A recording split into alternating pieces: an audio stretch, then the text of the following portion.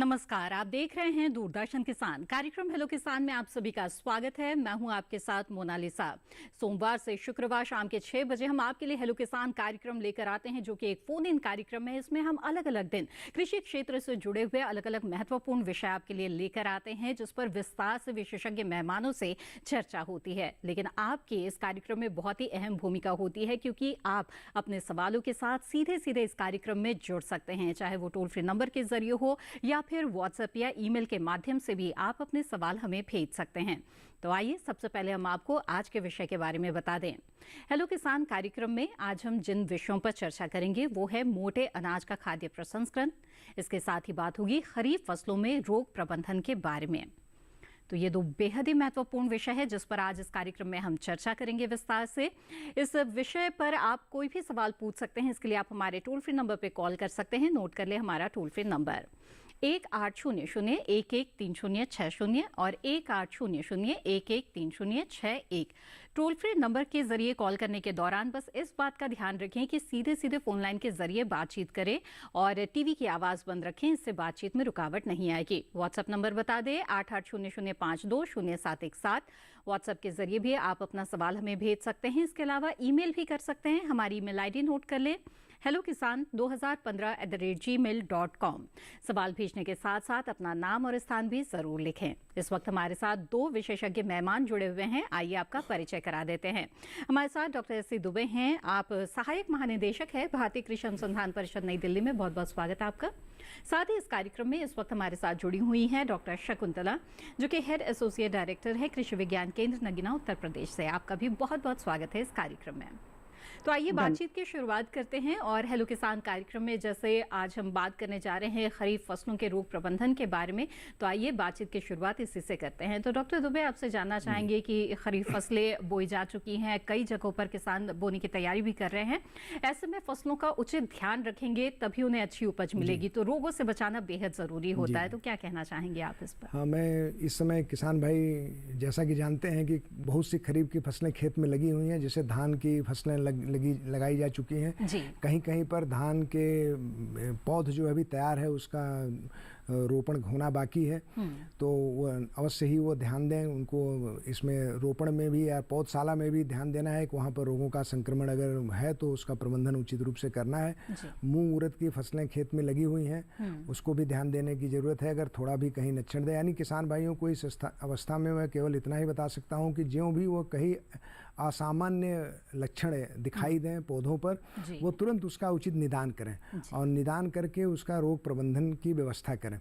नहीं तो होता क्या है कि पौधों में अगर निदान करके उचित समय पर रोग प्रबंधन नहीं किया जाता है तो जो क्षति हो जाती है उसको बाद में दवा का प्रयोग करने पर भी उस क्षति पूर्ति की भरपाई नहीं होती है। तो उचित समय पर प्रॉपर निदान जरूरी है, उचित निदान जरूरी है और उसका रोग प्रबंधन को ध्यान देने की जरूरत है। जी बिल्कुल। तो विस्तार से आज के इस कार्यक्रम में हम रोग प्रबंधन पर बात करेंगे, क्योंकि अगर रोग लग जाते हैं फसलों में तो किसानों को बहुत नुकसान का सामना करना पड़ता है। तो ऐसा ना हो, इसके लिए अपने खेतों की निगरानी लगातार करते रहें और किसी भी रोग के लक्षण देखते ही तुरंत उपाय करें। तो बातचीत करेंगे आगे, लेकिन आइए उससे पहले नजर डाल लेते हैं इस रिपोर्ट पर।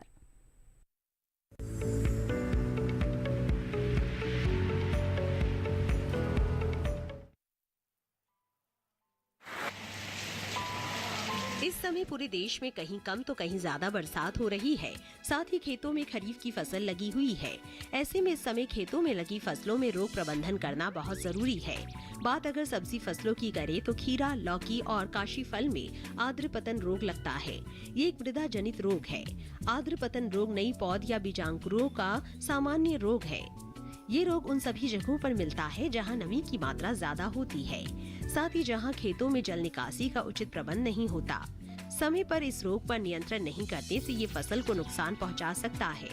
इस रोग के होने पर अंकुरण पूर्व अवस्था में नए अंकुरित पौधे मृदा की सतह से बाहर निकलने से पहले ही मर जाते हैं। बीज गल जाता है।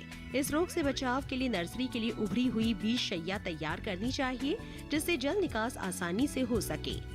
नर्सरी की मृदा हल्की बलुई होनी चाहिए। बीजों को घना नहीं होना चाहिए, यानी पौधे से पौधे का उचित अंतराल या दूरी रखें। उचित जल निकास के साथ फसल की जरूरत के हिसाब से हल्की सिंचाई करनी चाहिए। शुष्क म्लानी और जड़ गलन रोग कद्दू वर्गीय सब्जियों में लगने वाला रोग है। ये रोग जमीन में मौजूद कवक से फैलता है। इस रोग से फसल किसी भी अवस्था में ग्रसित हो सकती है। इस रोग के होने पर शुरुआत में पौधे पीले दिखाई देते हैं। इस रोग से बचने के लिए खेत की सफाई रखें, रोगी पौधों को उखाड़कर अलग कर दें।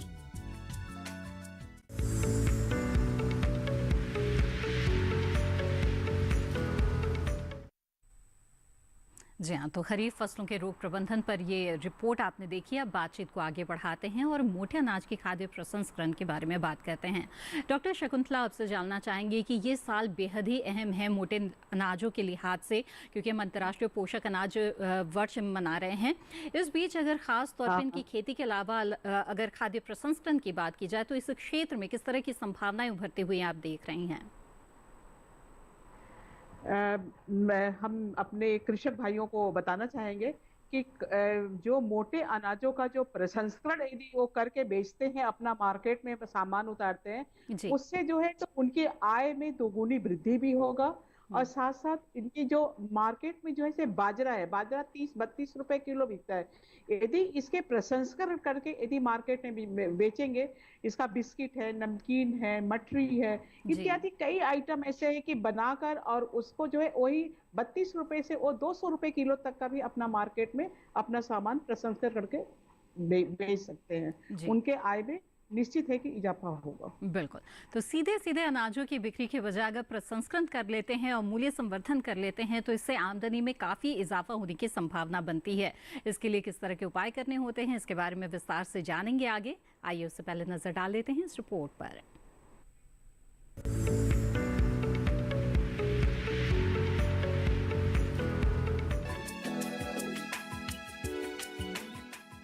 हमारे भोजन में मोटा अनाज पहले से ही मौजूद रहा है।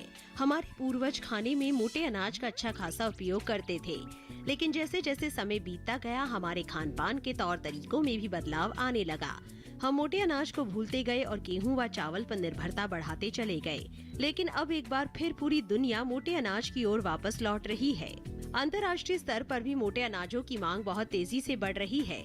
इतना ही नहीं, इस साल पूरी दुनिया में अंतर्राष्ट्रीय पोषक अनाज वर्ष मनाया जा रहा है। सरकार भी मोटे अनाजों की खेती और उसके प्रसंस्करण व मूल्य संवर्धन पर जोर दे रही है। मोटे अनाजों में बाजरा, ज्वार, रागी, कांगनी, कोदू, कुटकी, चीना, सावा, ब्राउन टॉप मिलेट, टेफ मिलेट और फोनियो मिलेट आते हैं। लोगों के खानपान की आदतों में आए बदलाव और स्वास्थ्य कारणों से मोटे अनाजों से बनाए जा रहे खाद्य उत्पादों की मांग भी तेजी से बढ़ रही है। ऐसे में मोटे अनाजों का प्रसंस्करण कई तरह के उत्पाद बनाकर लाभ कमाया जा सकता है। महिलाएं स्वयं सहायता समूह बनाकर मोटे अनाज से कई तरह के उत्पाद बना सकती हैं। जौ, बाजरा और रागी से बिस्किट, चिप्स और नमकीन आदि बना सकते हैं। मोटे अनाज से छोटे बच्चों के लिए भी भोजन बनाया जा सकता है। मोटे अनाज में मूल्य संवर्धन करके इनसे रोटियां बनाई जा सकती है और इन रोटियों को करीब 6 महीने तक इस्तेमाल किया जा सकता है। ज्वार से चॉकलेट, मफिन्स, पानी पूरी, बर्फी और समोसा बना सकते हैं, तो बाजरे से मट्ठियाँ, लड्डू और रागी से बालूशाही और पकौड़ी बनाई जा सकती है। मोटे अनाज से अलग अलग उत्पाद बनाने के लिए आप नई नई तकनीकों का इस्तेमाल कर सकते हैं। बता दें कि वैश्विक उत्पादन में लगभग 41% की अनुमानित हिस्सेदारी के साथ भारत विश्व में मोटे अनाज के प्रमुख उत्पादकों में से एक है।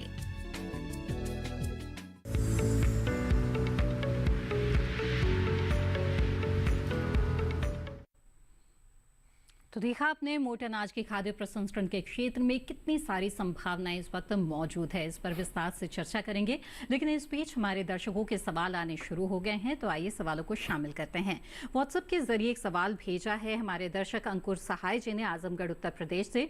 इनका सवाल ये है कि धान की फसल में कंडवा रोग होने के क्या कारण है, इसका क्या लक्षण है, साथ ही धान की फसल को इससे कैसे सुरक्षित बचाएं। जी, ये अभी पूर्वी उत्तर प्रदेश में या देश के अन्य भागों में जहाँ हाइब्रिड धान की खेती हो रही है, वहाँ ये फॉल्स स्मट कंडवा रोग बड़ी तेज़ी से फैल रहा है। और इसमें किसान भाई को ध्यान देने की ज़रूरत है कि जिस प्रक्षेत्र में ये रोग पिछले वर्ष लगा हो, कोशिश करें कि इस प्रक्षेत्र में धान की फसल न लगाएं तो ज़्यादा अच्छा। 1 साल 2 साल उसको खाली छोड़ दें, दूसरी फसल लगा दें, क्योंकि इसमें जो काला जो कंडवा होता है, पहले दाने जो है इसमें बैगनी रंग के हो जाते हैं, पीले लिए हुए चमकदार होते हैं और धीरे धीरे वो काले रूप में परिवर्तित हो जाते हैं और ज़मीन में गिर जाते हैं। और इसी के द्वारा अगले साल पुनः जब वो धान लगाते हैं तो संक्रमण फैलता है। या जो वो ये भी ध्यान दें कि जिस क्षेत्र में ये रोग, जिस फसल में ये रोग लगा हो, उस फसलों के दानों को लेकर के बीज के रूप में उपयोग न करें। और या करना भी हो, बहुत मजबूरी हो गई हो, तो स्वस्थ बालियों को अलग से काट करके पहले निकाल लें बीज के लिए, तब पूरे खेत की हार्वेस्टिंग करें, मड़ाई करें जो है।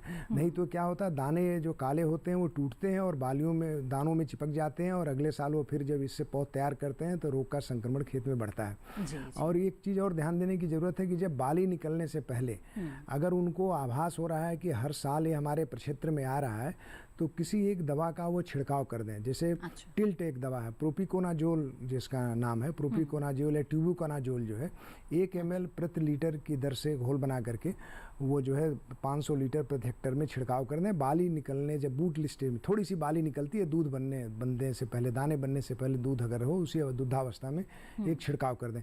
लेकिन इसका उचित प्रबंधन तभी होगा जब वो प्रमाणित बीजों का प्रयोग करेंगे, खेत को इससे मुक्त रखेंगे, यानी जो काले दाने हैं इसके जो है वो खेत में न गिरने पाएँ, और ये ध्यान दें जो है इस सब विधियों को अपना करके वो इससे बच सकते हैं जो है। बिल्कुल। तो अंकुर जी, विस्तार से जाना अपने कंडवा रोग के बारे में कि किस तरह की सावधानियां रखनी होती है, और उम्मीद है कि इस जानकारी से आपको लाभ जरूर होगा। आगे बढ़ते हैं। डॉक्टर शकुंतला, आपसे जानना चाहेंगे कि जैसे कि आपने हमें बताया कि मोटे अनाज का अगर प्रसंस्करण कर लिया जाए तो इसमें बहुत अच्छी आमदनी की संभावना होती है, लेकिन खासतौर पर मोटे अनाजों की जब हम बात करते हैं तो इनकी अहमियत ही इनकी पोषकता की वजह से है। तो आपसे ये जानना चाहेंगे कि अगर इसका प्रसंस्करण करते हैं तो इसकी जो गुणवत्ता है, जो इसमें जो पौष्टिकता होती है, इसका ह्रास तो नहीं होता? मैं अपने दर्शकों को ये बताना चाहेंगे कि मोटे अनाजों का जो है प्रसंस्करण रेडी टू कुक और रेडी टू ईट दोनों तरह से किया जा सकता है। रेडी टू ईट करने में क्या है कि हमारे जो कस्टमर होते हैं उनके साथ डायरेक्ट पहुंच जाता है, और रेडी टू कुक का हम तैयार जो करते हैं सिर्फ उनको जो है गर्म पानी में डालना है और वो जो है वो तैयार हो जाता है जी। तो इसकी पौष्टिकता कम नष्ट होता है। यदि आम घरों में जैसे कि जो मोटे अनाज होते हैं, मोटे अनाजों को भी 3 भागों में बांटा गया है। पहला वो मोटा अनाज होता है जिसको कि बाजरा है, ज्वार है, रागी है। रागी में जो है कैल्शियम की मात्रा बहुत अच्छा पाया जाता है। यदि हम 100 ग्राम रागी लेते हैं तो 364 मिलीग्राम जो है उसमें कैल्शियम मिलता है। और मोटे अनाजों में जो है कैल्शियम और आयरन और जितने भी सूक्ष्म पोषक तत्व होते हैं वो सारे मिलते हैं। तो इसमें रेडी टू ईट के द्वारा भी तैयार किया जा सकता है और रेडी टू कुक के द्वारा भी तैयार किया जाता है। इससे क्या है कि मार्केट में किसान अपने मार्केट में जब उतारेंगे, और भारतीय कंदन अनुसंधान केंद्र संस्थान हैदराबाद से जो है 500 आइटम इस तरीके से तैयार किए गए हैं, और किसानों को प्रशिक्षण भी दिया जा रहा है। यदि किसान वहां से प्रशिक्षण ले लें या कृषि विज्ञान केंद्र से ले लें, कृषि विश्वविद्यालय से ले लें, और प्रशिक्षण लेने के बाद जो है उसका प्रसंस्करण करना उसको शुरू कर दें। जी बिल्कुल। तो प्रशिक्षण लेने के बाद जो है आप खाद्य प्रसंस्करण आसानी से शुरू कर सकते हैं, इससे जुड़ी तमाम जानकारियां भी आपको मिल जाती है। बहरहाल आगे बढ़ेंगे। यहाँ पर इस वक्त हमारे साथ एक कॉलर जुड़ रहे हैं, आइए उनका रुख करते हैं। नईमुद्दीन जी इस वक्त झांसी से हमारे साथ फोन लाइन पर है। नईमुद्दीन जी, स्वागत है आपका, पूछिए अपना सवाल। नमस्कार मैम। जी नमस्कार, बताइए। मेरा निवेदन ये है मैम कि प्योर शुद्ध ज्वार के आटे से रोटी अथवा पुए, मीठे पुए बनाना आसान नहीं होता है जब तक उसमें विकल्प के तौर पे गेहूं का आटा न मिला ले। अच्छा। बनाना, रोटी अथवा पुए बनाना आसान नहीं होता है, तो खाद्य प्रसंस्करण के लिए इसका कोई विकल्प है क्या, कोई रास्ता है क्या? जी डॉक्टर शकुंतला बताएं। जी जी। जो इसमें क्या होता है कि जितने मोटे अनाज मिलते हैं, चाहे वो बाजरा, ज्वार हो, रागी है, कोदो है, चेना है, इन सारे प्रकार के जो भी मोटे मिलेट्स हैं हमारे, उन मिलेट्स में ग्लूटीन की मात्रा कम पाई जाती है। ग्लूटीन कम होने के कारण जो है इससे जो है तो और कई तरह के हम बीमारी से बच जाते हैं। तो ग्लूटीन मिलाने के लिए जैसे कि आटा में जो हम बाजरे की रोटी बनाते हैं, तो रोटी बनाते समय 10% जो है हमें जो है उसमें गेहूं का आटा मिलाएंगे। गेहूं का आटा मिलाएंगे तभी, या तो आलू मसल कर, आलू उबाल कर और उसमें मेस कर मिला देंगे। ज्यादा नहीं, 90% हमारा आटा रहेगा बाजरे का और 10% ये रहेगा अदर फूड्स रहेगा। अच्छा। तो इसमें ग्लूटीन की मात्रा पाया जाता है, तो वो आटा रोटी भी बनाने में या पूड़ी बनाने में या बेकरी में इस तरीके से हम इस्तेमाल करेंगे तभी बन सकता है। यदि हम सोचे कि बिल्कुल कि मिलेट्स का सिर्फ मिलेट्स का बनाएंगे तो नहीं बनेगा, इसमें 10% जो है अन्य चीजों को मिलाया जाएगा, तब उसके बाद ही बन पाएगा। जी, तो इससे जुड़ा सवाल ये होगा कि तो क्या पैकेजिंग में इस बात को लिखना भी जरूरी होता है, क्योंकि कई लोग ऐसे होते हैं जो मोटे अनाज को इसलिए अपनाते हैं क्योंकि वो ग्लूटेन फ्री खाना खाना चाहते हैं। तो ऐसे में जब इसे मिलाया जा रहा है, आटे को, गेहूं के आटे को मिलाया जा रहा है, तो क्या पैकेजिंग में इन तमाम बातों का जिक्र होना जरूरी होता है? नहीं, यदि मिलाया जा रहा है तो उसमें पैकेजिंग में भी उसमें बताना पड़ेगा कि हमने जो है 90% जो है तो हमने बाजरे का आटा लिए हैं, 10% हमने बिट्स लिए हैं, और इस तरीके से यदि हमने पोटैटो का पाउडर मिला रहे हैं या कुछ जो भी मिला रहे हैं, बाइंडिंग के लिए हमें कुछ न कुछ मिलाना पड़ेगा। बिना बाइंडिंग के मिलाए प्रोडक्ट नहीं बन सकता है। जी जी जी, बिल्कुल। तो नईमुद्दीन जी, मुझे उम्मीद है कि आपके सवाल का जवाब आपको मिल गया होगा। इसी के साथ कार्यक्रम में वक्त हो गया है एक छोटे से ब्रेक का, हम जल्द हाजिर होंगे। आप बने रहें दूरदर्शन किसान पर।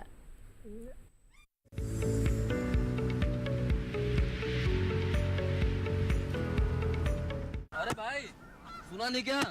केसीसी ने किसानों का जिंदगी बदल दिया है।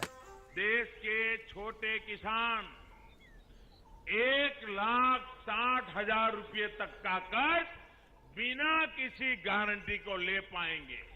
ब्याज खोरों से भी पीछा छुटा। मैं तो जैविक खेती का पूरा सामान मंगा लिया।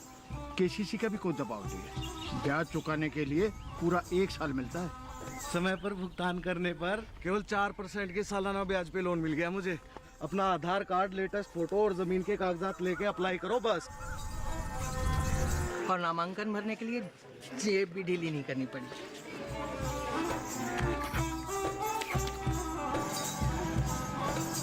चाचा, उधार चुकाने के 24 घंटे के बाद उतने ही पैसे वापस निकाल सकते हैं। केसीसी ने किसानों की जिंदगी वाकई बदल दी है। तो आप भी किसान क्रेडिट कार्ड अपनाएं और सहजता से ऋण पाएं।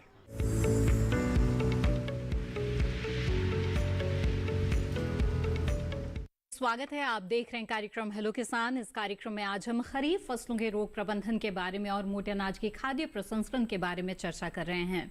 इन विषयों के बारे में अगर आप भी कुछ जानना चाहते हैं तो आप हमारे टोल फ्री नंबर पर कॉल कर सकते हैं या फिर व्हाट्सएप या ईमेल के जरिए भी अपना सवाल आप हमें भेज सकते हैं। इस वक्त हमारे साथ एक कॉलर जुड़े हुए हैं, आइए उनका रुख करते हैं। इस वक्त हमारे साथ कन्हैया लाल प्रजापति जी उज्जैन मध्य प्रदेश से फोन लाइन पर हैं। कन्हैया लाल जी, स्वागत है आपका, पूछे अपना सवाल। हाँ मैडम, हमारे जो सोयाबीन की फसल है इसमें रिंग कटर की शिकायत है और साथ में जो सोयाबीन पीली पड़ने की शिकायत है। जी कन्हैया जी, आपकी आवाज हमें बहुत धीमी मिल रही है, एक बार फिर से बताइए कौन सी फसल ली है आपने? सोयाबीन लिए हैं, लेकिन क्या हुआ? सोयाबीन की फसल में रिंग कटर की शिकायत है। अच्छा, क्या हो जा रहा है सोयाबीन? हाँ, रिंग कटर जो बीच में से वो रिंग कटर लग जाती है ना। कुछ पूछना चाहेंगे सर? आप सोयाबीन की फसल में क्या हो रहा है? आपका थोड़ा क्लियर नहीं आ रहा। सोयाबीन में क्या हो जा रहा है? पत्ते पीले हो रहे हैं? हाँ, वो ठीक लग रहा है। हरी मिर्च की भी शिकायत है, इसमें क्यों समस्या आ रही है? हाँ, उनका आवाज थोड़ा क्लियर नहीं हो पा रहा। एग्जैक्टली वो क्या पूछना चाहते हैं पता नहीं चल पा रहा है मुझे। इस समय में किस तरह की लेकिन समस्याएं आ सकती है सोयाबीन में अभी क्या है कि पीला चितरी रोग बहुत लगता है। अच्छा। और दूसरा एक होता है कि वो सड़ जाते हैं, पत्तियां सड़ती हैं, जो एक फंगस से लगता है। पीला चितरी रोग तो वायरस से लगता है और ये फंगस से लगता है, जो पत्तियां सड़ जाती हैं। हल्की सी बारिश होगी, नमी ज़्यादा रहेगी, ड्रिजलिंग फुहार वाली जब बरसात होगी है तो वो पत्तियां धीरे धीरे सड़ती हैं, पूरा पौधा सड़ जाता है। किसान को पता नहीं चलता, वो समझते हैं कि बारिश की वजह से हो रहा है, लेकिन उसमें रोग का संक्रमण होता है जिसके नाते वो सड़ जाती हैं। तो अगर ये पत्ती सड़ने वाला रोग हो रहा हो, जिससे पूरा पौधा सड़ जा रहा हो, तो वो किसी भी फफूंदनाशी दवा का, जैसे मेनकोजेब है, कार्बेंडाजिम है। मेनकोजेब अगर लेते हैं तो 2 ग्राम प्रति लीटर पानी में घोल बनाएं। कार्बेंडाजिम लेते हैं तो 1 ग्राम दवा जो है 2.5 लीटर पानी में डालें, उस हिसाब से घोल बना करके, और प्रति हेक्टेयर में 500 लीटर का घोल बना के छिड़काव करें। अगर पीला चितरी हो रहा है तो कोई भी, यह सफ़ेद मक्खी के द्वारा फैलता है, तो कोई भी कीटनाशक दवा का किसान भाई उपयोग कर सकते हैं। अगर नहीं कुछ है तो उनको थायमेथॉक्सम है, इमिडाक्लोरोपिड है, वो 200 मिलीग्राम दवा 1 लीटर पानी में घोल करके, और ये दोनों दवा जब लेते हैं तो ध्यान दें बीज उपचार वाली न लें। इसके 2 उत्पाद बाजार में मिलते हैं, एक बीज उपचार के लिए होता है और एक पानी छिड़काव के लिए होता है, तो जो पानी छिड़काव वाले दवा का लें और घोल बना करके वो छिड़काव करें जो है। और अगर इनके खेतों में बीमारी लगती है, खास करके जो सड़ने वाली बीमारी है, तो वो बहुत ध्यान दें। उसमें क्या होता है, टिप भी ऊपर से सड़ जाता है। जो सोयाबीन में बहुत सी बीमारियां लगती हैं, किसान भाई ज़्यादा परेशान रहते हैं, इसलिए वो स्वस्थ ज़मीन को स्वस्थ रखें और स्वस्थ पौधे उपचारित बीज उपचार करके ही लगाएं। हमें यहाँ किसान भाइयों को बार बार बताता हूँ हर प्रोग्राम में कि बीज उपचार अवश्य करें, क्योंकि बीज उपचार करने से 40% लगभग समस्याएं खत्म हो जाती हैं। अगर कंपनी से या किसी प्रमाणिक संस्थान से लेते हैं और वो कहते हैं कि बीज उपचारित है, फिर भी वो अपने बीज उपचार करें, जो अवश्य करें और तभी वो लगाएं जो है। ठीक। तो कन्हैया जी, जाना आपने कि सोयाबीन की फसल में किस तरह की समस्याएं आ सकती है और क्या है इनके उपाय। उम्मीद है कि इस जानकारी का लाभ आपको ज़रूर मिलेगा। आगे बढ़ते हैं और डॉक्टर शकुंतला आपसे जानना चाहेंगे कि जैसे कि आपने बताया कि ये जो मोटे अनाज है ये रेडी टू ईट या रेडी टू कुक भी बन सकते हैं प्रसंस्करण के ज़रिए। तो ऐसे में रेडी टू कुक जब तैयार करते हैं तो प्राथमिक प्रसंस्करण की क्या प्रक्रिया होती है और किस तरह से करते हैं? इसका प्रसंस्करण करने के लिए रेडी टू ईट का, जैसे कि करने के पहले जो है इसका प्रशिक्षण लेना पड़ेगा जी। और प्रशिक्षण लेने के बाद उसके बाद ही उसको रेडी टू ईट का आइटम तैयार किया जाता है। मगर इसके अतिरिक्त भी जो है कि कृषक भाई जो है उसमें नमकीन बना सकते हैं, बड़ा आसान तरीका है। और मशीन ऐसी मशीनें आ रही है जो कि 10-12 तरह की नमकीन बन जाता है। अच्छा। ऐसे ही बिस्किट भी बना सकते हैं। जितने भी मिलेट्स हैं, जैसे कि सावा है, कोदो है, चेना है, लिटिल मिलेट्स भी, चाहे बड़े दाने वाले जो भी हैं, इन सभी को पहले मिक्स पिसवा कर आटे के रूप में तैयार कर ले। और तैयार करने के बाद जो है इसे मसाले का ही, नमकीन बनाने में मसाले का मेन रोल रहता है। यदि मसाला हमारा बहुत अच्छा रहता है, टेस्ट अच्छा रहेगा, तो कस्टमर पसंद करेंगे। तो आप नमकीन में 10-12 तरह के नमकीन बना सकते हैं, बिस्किट बना सकते हैं और रेडी टू ईट आइटम हमने। और घरों में भी महिलाएं जो है, क्योंकि मोटे अनाज जो है इतना ज्यादा पौष्टिक ज्यादा है, इसमें कैल्शियम और आयरन और जिंक इतना अच्छा मिलता है, फास्फोरस ये बहुत अच्छा मिलता है, मैग्नीशियम भी मिलता है। तो महिलाएं जो है इसको घरों में जो है वो पूरी के रूप में बना सकती हैं, रोटी के रूप में बनाया जा सकता है। और बाजरे की तो खिचड़ी इतनी बहुत ही बढ़िया बनता है, बाजरे की खिचड़ी बना सकती है, दलिया बनाया जा सकता है, ज्वार की दलिया बनाया जा सकता है। यानी कि बहुत सारे ऐसे उत्पाद हैं जिन्हें आसानी से तैयार किया जा सकता है। जो घर में महिलाएं हैं वो भी इन्हें आसानी से तैयार कर सकती हैं। बस उससे पहले अगर प्रशिक्षण ले ले तो उनके लिए ये बेहतर रहेगा।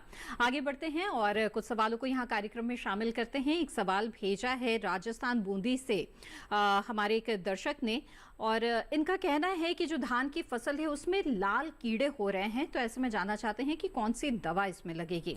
हाँ, तो वो किसान भाई वो देखें, पहले वो कीड़ों का लाल और ऐसे हरे कीड़े कहने से थोड़ा निदान करना बड़ा मुश्किल है।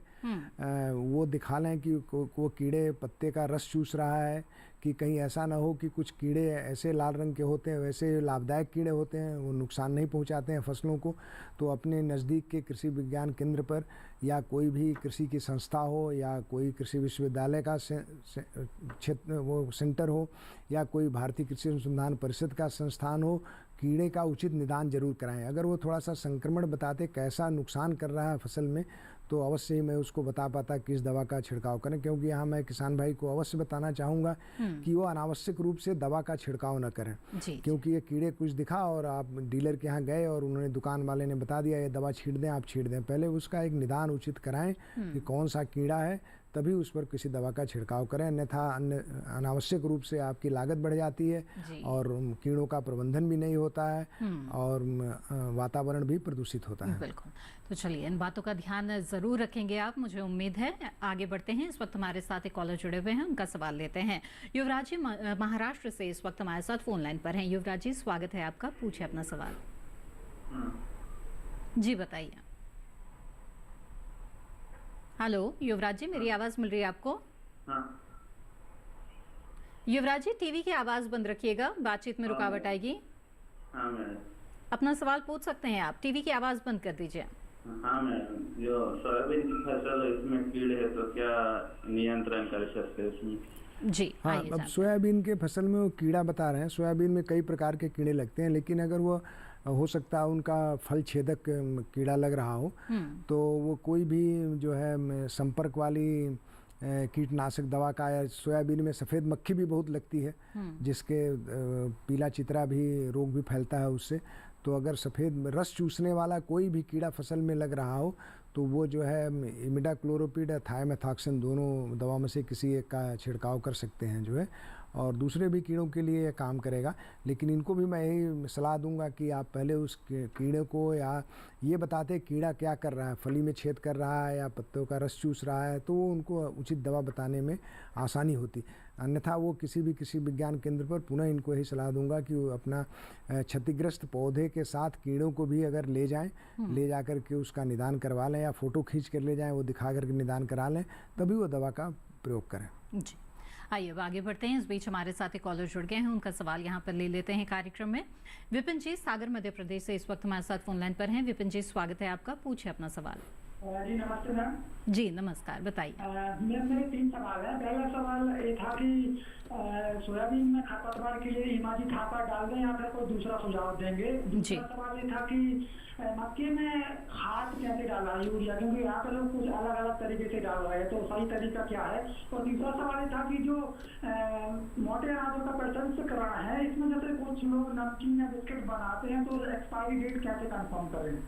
जी आइए जानते हैं। तो पहले जानते हैं कि सोयाबीन के खरपतवार का नियंत्रण खरपतवार नियंत्रण के लिए अगर सोयाबीन में आप बुआई फसल जम गई है तब तो आप इमिजा थापर नहीं डाल सकते हैं।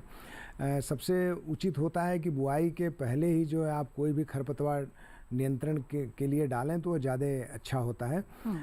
और दूसरा जो आप यूरिया की बात कर रहे थे मक्के में, तो अगर वो मक्के की जो पूरी किसी भी फसल में जो यूरिया की पूरी मात्रा होती है वो 2 बार या 3 बार में डालते हैं, तो मक्के में अगर 2 बार डालते हैं तो ज़रूर है आप खेत की जो गुड़ाई करते हैं उसके गुड़ाई के बाद यूरिया का भुरकाव कर सकते हैं।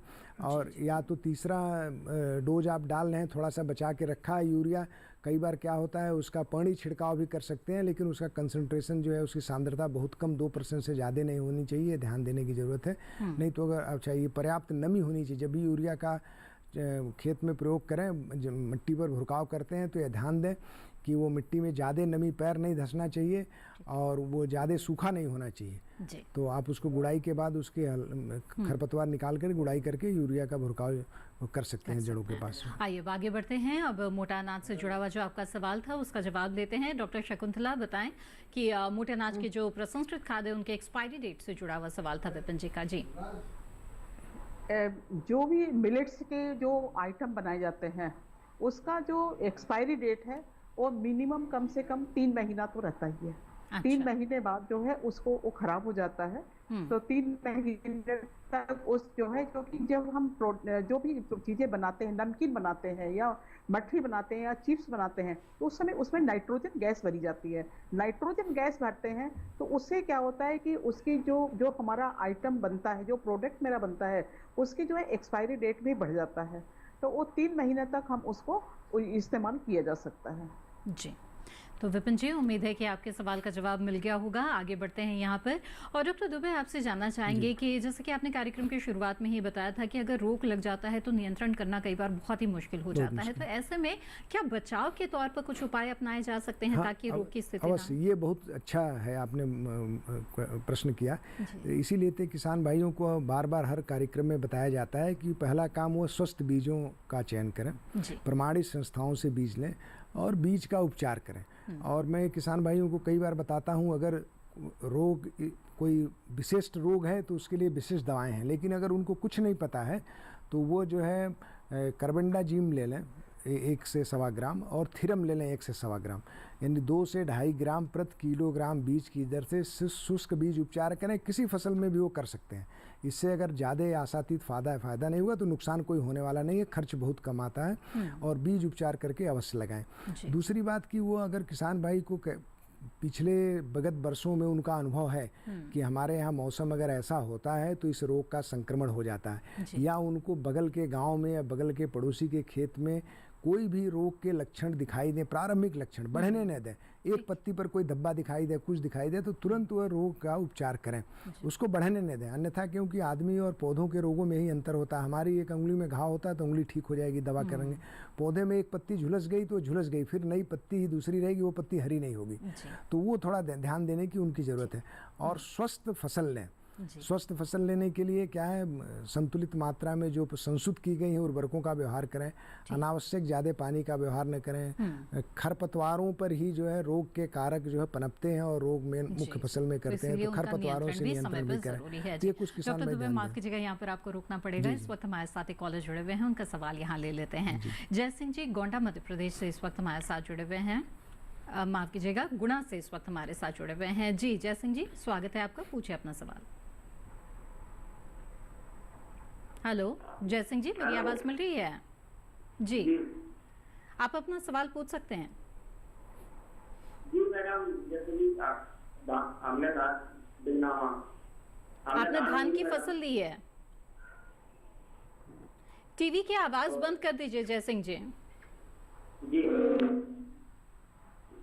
जैसे कि धान के हमने कितने दिन बाद बीज डालना चाहिए और कितना कलर के प्रति कितने दिन बाद उर्वरक का इस्तेमाल करना चाहिए, ये जानना चाहते हैं। ठीक है, आइए जानते हैं डॉक्टर। तो उसमें क्या है कि धान में ये तो एक रुपाई के समय उन्होंने उर्वरक की मात्रा डाली होगी, जो आप दो फास्फोरस की पूरी, आजकल क्या है फास्फोरस भी 2 बार में डाल सकते हैं आप। एक पोटास की पूरी मात्रा रुपाई के समय डालते हैं, फास्फोरस की मात्रा आधी डाले होंगे, अगर पूरी डाले हों तो फिर नहीं डालने की ज़रूरत है, आधी डाले हों तो आधी कल्ले जब निकलते हैं उस समय डाल दें।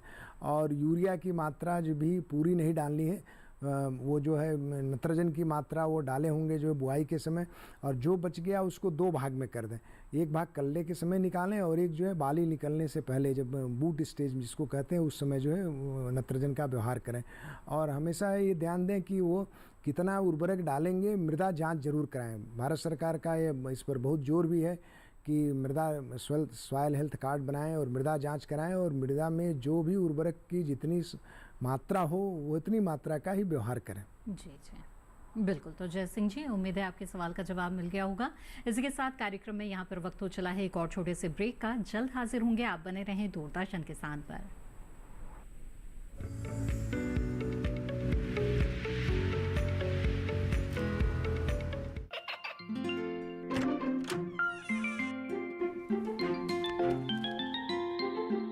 ये क्या हो रहा है? काशवी, इतने कम मार्क्स? काशू बेटा पढ़ा करो, पढ़ोगी नहीं तो आगे कैसे बढ़ोगी? मम्मा मैं भी तो आपसे यही कहना चाहती हूँ, पढ़ा करो। आप पढ़ोगे नहीं तो आगे कैसे बढ़ोगे? मतलब? वो देखो, सिर्फ बैक पर छपा ऑर्गेनिक नहीं, ऑर्गेनिक का निशान पहचानिए। पीजीएस ऑर्गेनिक का ये लोगो उन किसानों की पहचान है जो आज भी परंपरागत विधि से रसायन मुक्त खेती कर आपके लिए शुद्ध फसल उपजा रहे हैं। अब समझे मम्मा, अगर मैं प्योर ऑर्गेनिक फूड नहीं खाऊंगी तो अच्छे मार्क्स कहाँ से लाऊंगी? अच्छा बच्चों, जैविक खेती की इस मुहिम को आगे बढ़ाइए, शुद्ध ऑर्गेनिक अपनाइए।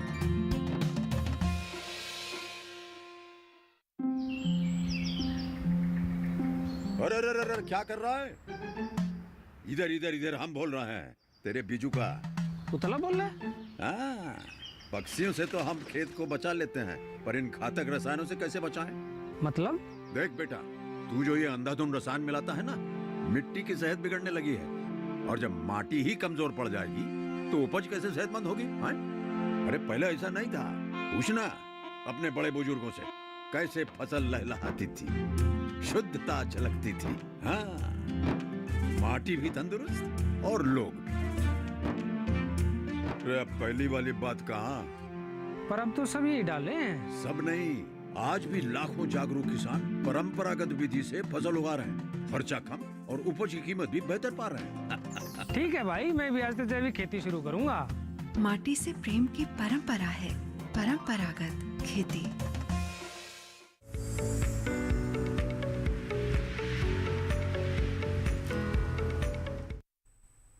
ब्रेक के बाद आप सभी का फिर से स्वागत है। आप देख रहे हैं कार्यक्रम हेलो किसान। इस कार्यक्रम में आज हम खरीफ फसलों में रोग प्रबंधन और मोटे अनाज के खाद्य प्रसंस्करण के बारे में बातचीत कर रहे हैं। इन विषयों से जुड़े हुए सवाल अगर आप पूछना चाहते हैं तो आप हमारे टोल फ्री नंबर पर कॉल कर सकते हैं। टोल फ्री नंबर है 1800-113060 और 1800-113061। इसके अलावा आप व्हाट्सएप के जरिए भी सवाल भेज सकते हैं। व्हाट्सएप नंबर है 8800520717 या ईमेल भी भेज सकते हैं सकते हैं। ईमेल आईडी है hellokisan2015@gmail.com। आप सभी को बताना चाहेंगे कि ईमेल और व्हाट्सएप के जरिए बहुत सारे दर्शकों के सवाल आ रहे हैं, लेकिन समस्या ये है कि हमारे दर्शक स्थान और अपना नाम नहीं लिख रहे हैं, केवल सवाल भेज रहे हैं। तो आपसे गुजारिश होगी कि सवाल के साथ साथ अपना नाम और स्थान भी जरूर लिखें। आगे बढ़ते हैं। यहाँ पर डॉक्टर शकुंतला, मैं आपसे जानना चाहूंगी कि मोटे अनाज के खाद्य प्रसंस्करण से अगर किसान जुड़ना चाहते हैं और इकाई स्थापित करना चाहते हैं तो किस तरह से कर सकते हैं, और सरकार से क्या इसके लिए किसी तरह की मदद भी मिलती है? कृषक भाई यदि खाद्य प्रसंस्करण यूनिट स्थापित करना चाह रहे हैं जी, तो वो सबसे पहले तो उसका प्रशिक्षण ले ले। वो हैदराबाद से ले ले या कृषि विश्वविद्यालय से ले ले या कृषि विज्ञान केंद्र से ले ले।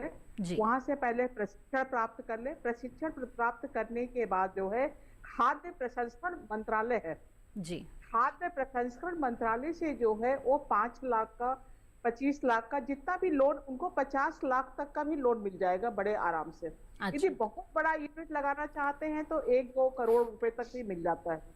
और उस पर जो उनको 35% की उनको सब्सिडी भी मिलता है। जितना लोन वो सेंक्शन कराते हैं, अपना प्रोजेक्ट पहले बनाएंगे, प्रोजेक्ट में ये देखेंगे कि हमारे मशीन पर कितना हो रहा है, कच्चा माल पर मेरा कितना व्यय हो रहा है, मजदूरी पर कितना हो रहा है, यदि हमने उसके लिए यदि हॉल या कमरा बनवा रहे हैं उस पर कितना, टोटल जितना बजट आता है उस पर जो है सरकार के द्वारा 35% जी जी बिल्कुल। तो सब्सिडी और ऋण की भी व्यवस्था है अगर खाद्य प्रसंस्करण की इकाई लगाना चाहते हैं तो। आगे बढ़ते हैं। इस वक्त हमारे साथ एक कॉलर जुड़े हुए हैं, उनका सवाल ले लेते हैं। नंद स्वरूप मिश्रा जी बाराबंकी उत्तर प्रदेश से इस वक्त हमारे साथ फोन लाइन पर हैं। नंद स्वरूप जी, स्वागत है आपका, पूछिए अपना सवाल।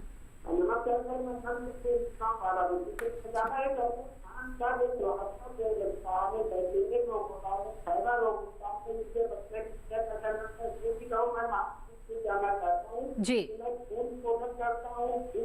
करता हूँ, जल लगाता हूँ, पानी देता हूँ, दूषित पानी मेरे खेत में कर उससे भी बीमारियां पैदा हो जाए।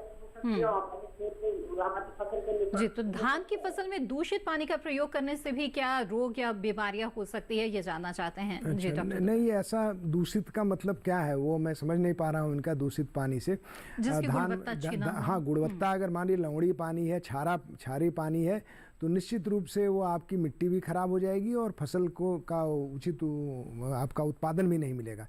तो निश्चित तौर पर जब भी फसल लगाते हैं तो उसको जो पानी डालते हैं वो नहर का पानी हो, नदी का पानी हो या आपके ट्यूबवेल का पानी हो, इस नाते सलाह दी जाती है कि अगर थोड़ा भी आपको शंका होता है कि पानी में लवणता या अम्लता है तो उसका परीक्षण करा लें।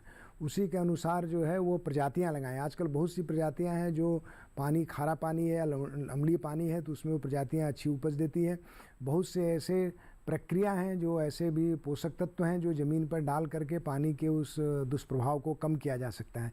तो पहले आप अपने पानी का परीक्षण कराएं और परीक्षण होने के उसी अनुसार जो है अपनी कर्षण क्रियाओं में उस प्रावधानों को शामिल करें जो आपको कृषि विश्वविद्यालय या कृषि विज्ञान केंद्रों से बताया जाता है कि जिससे आपका इसका दुष्प्रभाव आपकी फसल पर कम पड़े। जी, तो नंद स्वरूप जी, उम्मीद है आपके सवाल का जवाब मिल गया होगा। आगे बढ़ते हैं यहाँ पर और व्हाट्सएप के जरिए जो सवाल आ रहे हैं कुछ सवालों को शामिल करते हैं।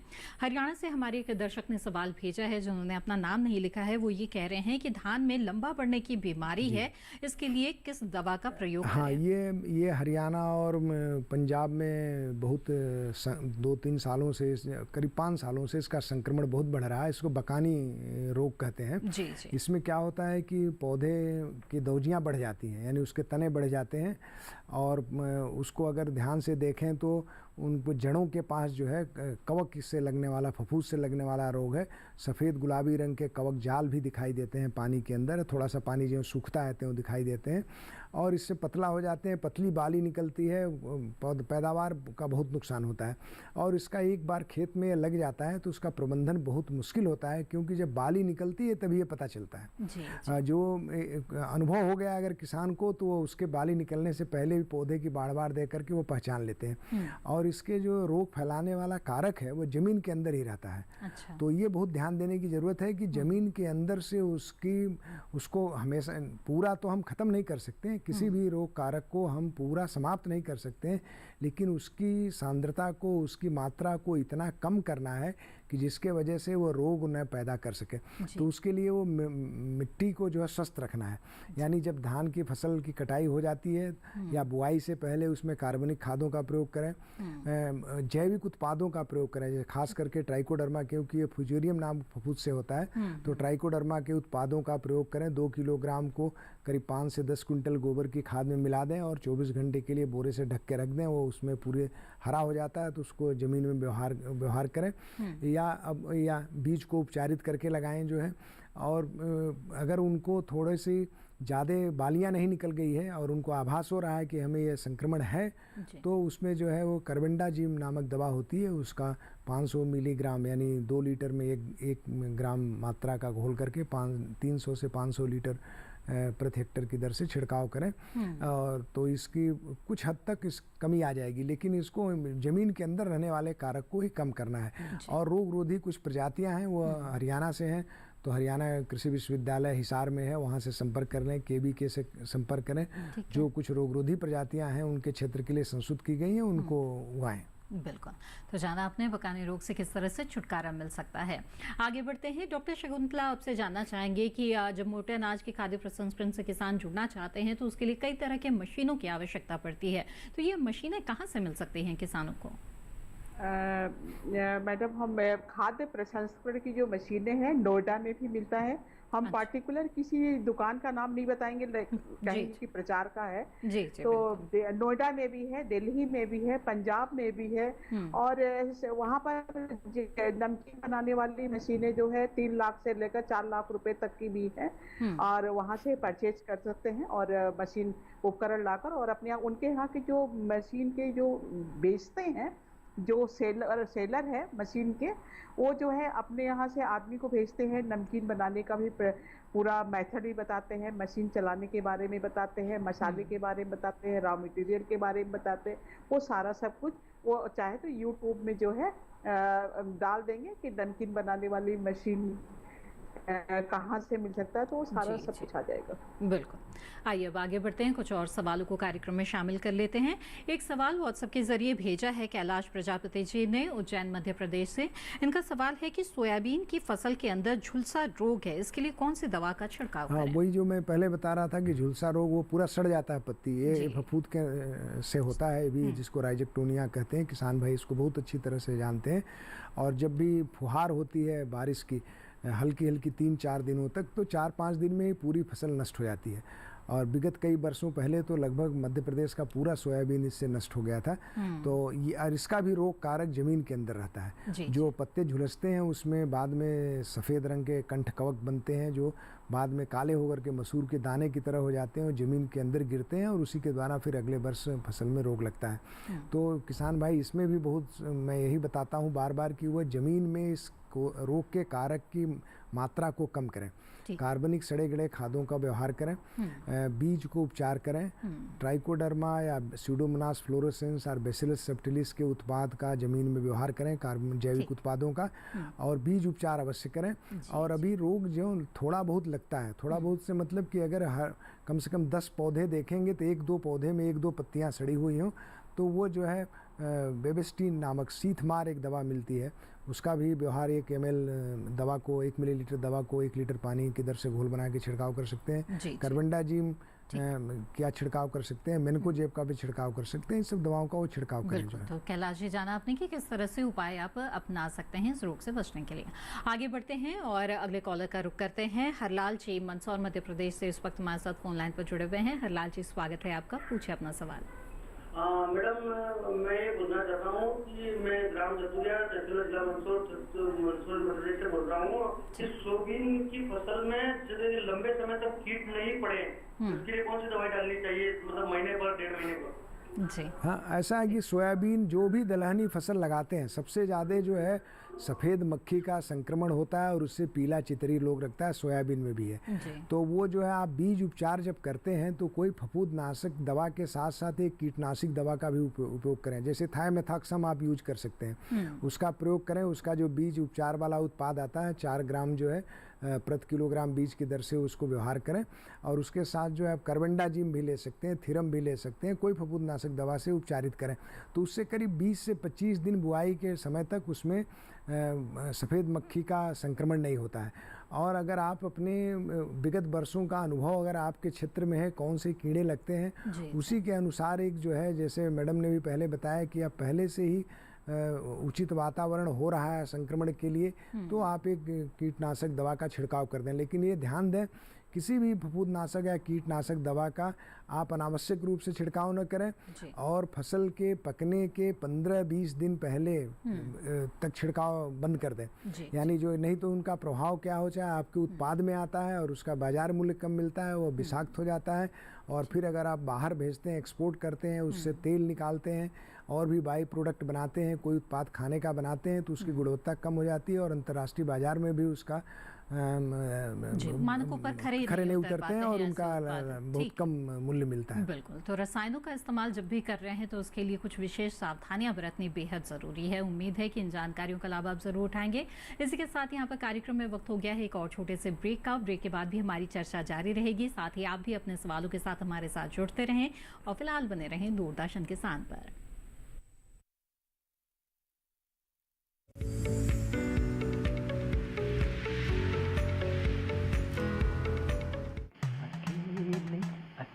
अरे वाह भैया, अकेले अकेले।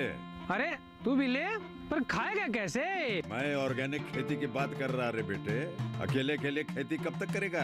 मतलब गांव में 20-25 किसानों का समूह बना के पंजीकरण करवा ले, फिर सरकारी ट्रेनिंग भी मिलेगी और मुफ्त जैविक बीज खाद भी। फिर बीजीएस ऑर्गेनिक की सरकारी मोहर के साथ तेरी उपज आकर्षक पैक में पहुंचेगी बड़े बाजार तक। अच्छा? हाँ। अरे भाई, कहाँ चल दिया? सबको साथ लाने, आमदनी बढ़ाने। तो किसान भाई समझ गए ना? साथ मिलकर ऑर्गेनिक खेती कीजिए, अपनी परंपरा को आगे बढ़ाइए, ज्यादा मुनाफा कमाइए। माटी से प्रेम की परंपरा है परंपरागत खेती।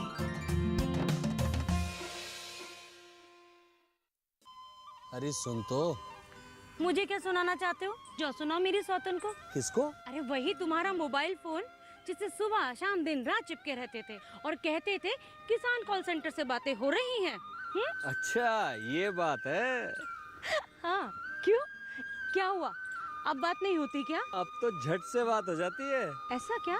हाँ, अब तो ज्यादा लाइनें और खास तकनीक के कारण खेती के माहिरों से तुरंत बात हो जाती है। और अगर कभी लाइन व्यस्त हो तो अपनी समस्या फोन पर रिकॉर्ड करा दो, वहाँ से फोन आ जाता है और समस्या की हल का मैसेज भी आ जाता है। ये देखो आ गया। अरे वाह, इसका मतलब इंतजार की घड़ी अब खत्म। हाँ। तभी मैं सोचूं कि आजकल मुझ पर इतना प्यार क्यों आ रहा है। कृषि संबंधी समस्याओं का अपनी भाषा में तुरंत हल पाने के लिए पूरे भारत में किसी भी फोन से हेल्पलाइन नंबर पर संपर्क करें। किसानों का दोस्त किसान कॉल सेंटर।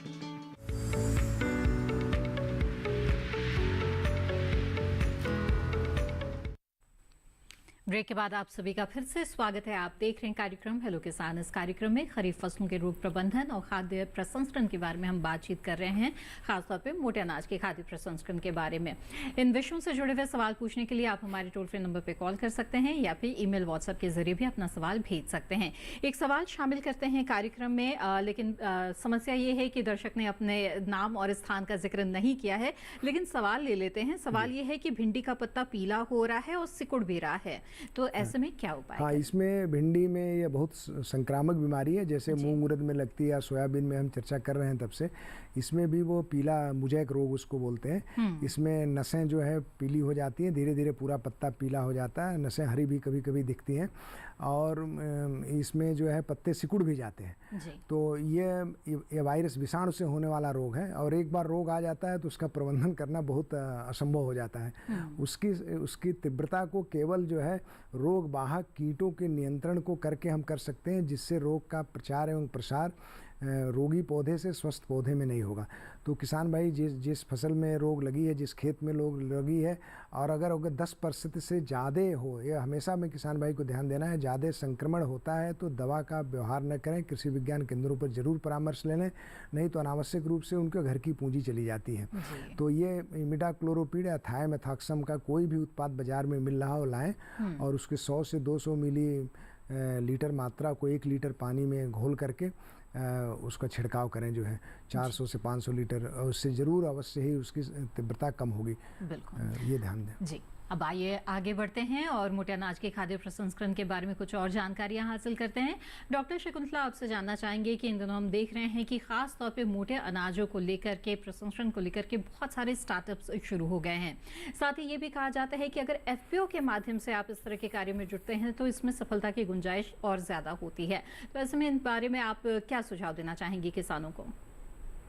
FPO को कृषक उत्पादक संगठन है जी जी, और यदि कृषक उत्पादक संगठन के माध्यम से यदि हम कोई अपना उत्पाद तैयार करते हैं और मार्केट में ले आते हैं, तो हमें कृषक उत्पादक संगठन में FPO के द्वारा जो है सरकार को विशेष धनराशि की मुहैया कराती भी है, और संगठन के माध्यम से कोई उत्पाद जाता है तो उसका उस प्रोडक्ट का जैसे कि बहुत ज़्यादा ही लोग पसंद भी करते हैं कि एक प्रोडक्ट अच्छा है, और इस समूह के माध्यम में, इस जिला के माध्यम से कहाँ से प्रोडक्ट तैयार हुआ है, तो वहाँ के आसपास के लोग और बाहर के लोग भी इसको बहुत ज़्यादा पसंद भी करते हैं। और संगठन के माध्यम से उत्पाद को तैयार करने से जो है समूह में जो पैसा प्रॉफिट आता है, FPO में समूह में इसमें जो है 300-400 लोगों का भी समूह बनाया जा सकता है FPO में, और सारे लोग अपना मिल कर तैयार करते हैं, तो FPO में जो भी इनकम आता है वो आपस में